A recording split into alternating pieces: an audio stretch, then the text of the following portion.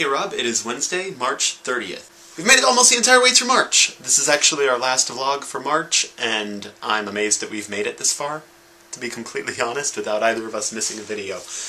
Today was the first day that I've signed on to a news webpage for a while, and the first article that caught my attention was "Trainer Killing Whale Returns to SeaWorld Show." And I went, yeah, I can remember the killer whale that killed its trainer back last year, and I'm kind of amazed it took this long for the killer whale to end up back in shows. I think back to the first time I went to SeaWorld and I went, wow, being a marine biologist would be so cool because you can go and swim with the killer whales. To be honest, I thought that was all they did all day. They just played with the killer whales and that was their job. And I actually thought being a marine biologist would be a pretty cool job. Okay, I had no interest in marine biology, and I knew that there was more to it, like sitting in a lab. So the thing that's amazing about this whale is the fact that it's actually killed 3 people now, or been involved in the death of 3 people. Back in 1991 at Sealand in Canada. I don't know why this is Canada. This killer whale was involved in a group of whales that actually went and killed their trainer. They actually shut down Sealand after the group of killer whales killed the trainer, and they ended up selling off the killer whales. They went to SeaWorld, where this killer whale actually was involved in the death of a homeless man who broke into SeaWorld. They found him dead in the killer whale's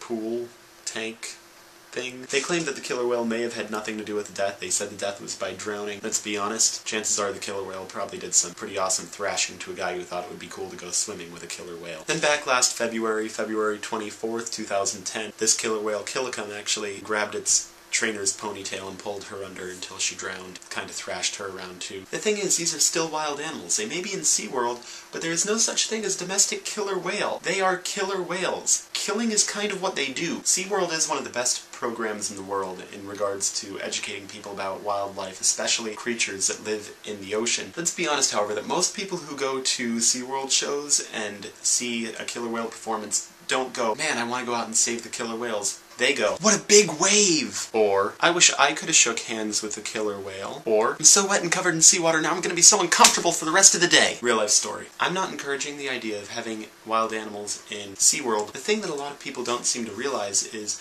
these animals were born in captivity, but they are still wild. I think this is an amazing chance for us to be able to learn a lot about these animals, and I do think it's extraordinarily important that this killer whale gets back to being able to do shows, because in a place like SeaWorld, there really aren't a lot of opportunities for them to get a ton of exercise other than working with the trainers. The trainers have also instituted a whole bunch of new safety precautions, like putting up barriers between them and the animals. So it's not exactly the same as it used to be, but it's still a very dangerous job for the trainers. The thing we need to be able to do is we need to be able to respect these animals, these wild animals that are very dangerous, but we also need to be able to learn about them. At the same time, I do think that it is a legitimate concern for the trainer. Hopefully it doesn't happen again. We have no clue if it's going to, but eventually, the thing I've kind of come to realize is, if you put people in dangerous situations, eventually someone's going to get hurt, and it's unfortunate, but it's probably going to happen again at some point. Rob, I think we should do the peep challenge. For the peep challenge, we have to eat as many peeps as we can in the 5-minute period of time. The person who eats the most peeps in a 5-minute period of time gets to have the other one do something completely ridiculous on the YouTube channel. So I'll be doing my peep challenge on Monday. Rob, if you could do yours on Wednesday, that would be great. Rob, I'll see you on Friday.